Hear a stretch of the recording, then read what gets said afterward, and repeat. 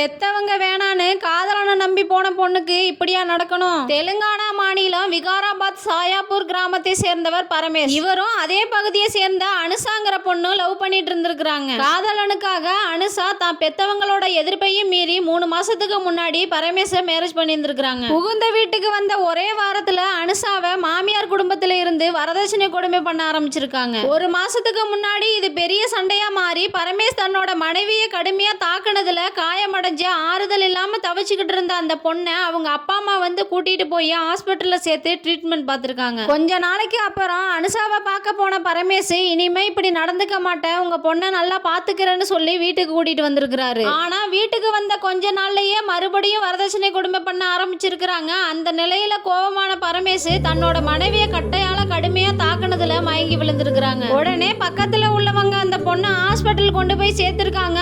ஆனா அனுஷா சிகிச்சை பலனளிக்காம இறந்து போயிருக்காங்க. பணவெறி பிடிச்சி போன இந்த மாதிரி ஆளுங்களுக்கெல்லாம் எதுக்கு குடும்பம் பொண்டாட்டின்னு தெரியல. இவனோட சுயநலத்தினால அந்த பொண்ணோட வாழ்க்கையே முடிஞ்சு போச்சு.